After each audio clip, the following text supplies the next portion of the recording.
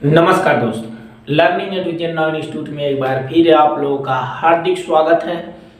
आज हम लोग एग्जाम को मद्देनजर रखते हुए आज हम लोग उन सब टॉपिक को छेड़ेंगे जो एग्जाम पॉइंट ऑफ व्यू से इम्पोर्टेंट तो हैं, एग्जाम में कभी कभार पूछे गए हैं, लेकिन ये जो सिलसिला चल रहा है मोस्ट इम्पोर्टेंट क्वेश्चनों का, जो सारे मोस्ट इम्पोर्टेंट क्वेश्चन हैं आपके पूरे फिजिक्स के, मैं उनको सॉल्व कराऊंगा और आप लोगों को एकदम बारीकी से दूंगा, जिससे कि आप लोग एग्जाम में कम से कम 90 प्लस या 85 प्लस गेन करें।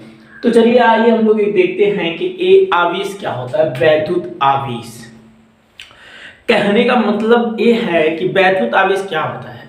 वैद्युत आवेश किसी पदार्थ का वह गुण होता है जो किसी अन्य वस्तु पर बल आरोपित करता है।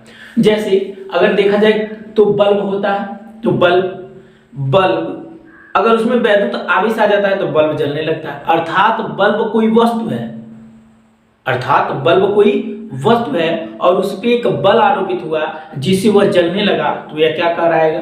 वैद्युत आवेश। का मतलब कहेंगे कि बल्ब जो है आवेशित हो गया।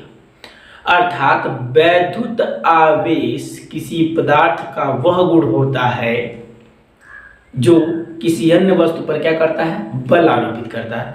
इसके बाद हम लोग इसी पे चर्चा करेंगे कूलाम का नियम। कूलाम का नियम, लॉ ऑफ कूलाम्स। कूलाम का नियम, कूलाम एक वैज्ञानिक था, उसने कहा, क्या कहा कि जो आवेश होते हैं, यदि मतलब दो आवेश एक दूसरे से अल्प दूरी पर रखे हुए हों तो उन दोनों आवेशों के मध्य लगने वाला आकर्षण बल या प्रतिकर्षण बल दोनों के गुणनफल के क्या होता है? अनुक्रमानुपाती होता है।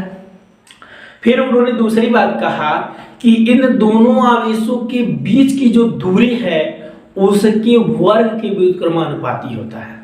तो सबसे पहले आइए मैं इसका सत्यापन करके देखता हूं। कूलाम ने क्या कहा? पहले तो आप अगर लिखना चाहें तो लिख सकते हैं। क्या लिखेंगे कि दो आवेशों के मध्य लगने वाला आकर्षण बल एवं प्रतिकर्षण बल के गुणनफल के क्या होता है? अनुक्रमानुपाती होता है, तथा उन दोनों आवेशों के बीच की दूरी के वर्ग के व्युत्क्रमानुपाती होता है। तब इसका सत्यापन हम करेंगे। तो सबसे पहले मान लेते हैं कि एक आवेश Q1 है और दूसरा इससे r दूरी पर दूसरा आवेश Q2 है। ठीक, एक आवेश Q1 है, दूसरा क्या है? Q2 है।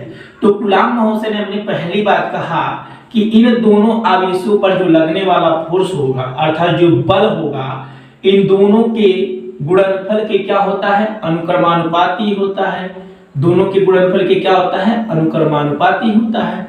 ये हो गया हमारा पहला। उन्होंने यह क्या कहा कि दो आवेशों के मध्य, माना एक आवेश Q1 है, दूसरा Q2 है, दोनों r दूरी पर हैं, तो इन दोनों के बीच लगने वाला आकर्षण बल या प्रतिकर्षण बल दोनों क्या होता है? इन दोनों के गुणनफल के क्या होता है? अनुक्रमानुपाती होता है। अनुक्रमानुपाती का मतलब यह होता है, अनुक्रमानुपाती का मतलब यह होता है कि यदि हम एक राशि को बढ़ाएंगे तो दूसरी में यहाँ बढ़ेगी। जैसे मान लेते हैं एक राशि A है और एक राशि A है, दोनों बराबर है। यदि ये दोनों एक दूसरे के अनुक्रमानुपाती होंगे तो यदि मैं इसको बढ़ाऊंगा तो ये भी बढ़ेगी, दोनों क्या होंगे? बढ़ेंगे। अर्थात अगर कहें अगर इसको घटाएंगे तो ये भी घटेगा। यही होता है अनुक्रमानुपाती का मतलब। ये अगर एक को बढ़ाएंगे तो दूसरी बढ़ेगी, अगर एक को घटाएंगे तो दूसरी घटेगी।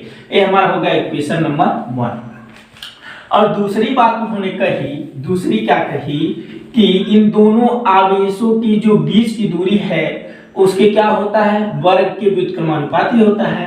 अर्थात इन दोनों पे जो बल लगेगा वो बल क्या होगा? व्युत्क्रमानुपाती होगा। इन दोनों के बीच की दूरी के वर्ग के क्या होगा? व्युत्क्रमानुपाती होगा। यदि मैं इसका वर्ग कर दूं तो ये व्युत्क्रमानुपाती हो गया, ये व्युत्क्रमानुपाती हो गया। तो इसको अगर हम लिखना चाहें तो ये हो जाएगा 1/r²। ये हो गया इक्वेशन नंबर 2। अगर हम इन दोनों को मिलाएं समीकरण 1 और 2 से, देखिए यहाँ भी बल बराबर A है, यहाँ भी बल बराबर A है, तब इन दोनों को हम अगर करें तो बल बराबर हो जाएगा Q1 × Q2 / r²। ये हो गया। यहाँ पर अनुक्रमानुपाती का सिंबल रहेगा और अनुक्रमानुपाती को हटाएंगे तो एक नियतांक आएगा k, एक नियतांक आएगा k और यहाँ पर हो जाएगा k into Q1 Q2 by R square. अब k का मान आपका होता है, इस k का जो मान होता है ये होता है 1/4 पाई एप्सिलॉन नॉट। तो इसको हम लिख सकते हैं F बराबर 1/4 pi epsilon not into Q1 Q2 by R square. दो आवेशों के मध्य लगने वाला बल जो होता है आपका इतना होता है और इसके इतने का मान जो होता है वह होता है 9 × 10⁻9। इसको हम ऐसे भी लिख सकते हैं F बराबर 9 × 10⁻9 गुणे Q1 Q2 by R square, ऐसे भी लिख सकते हैं। ये हो गया आपका कूलाम के नियम का सत्यापन।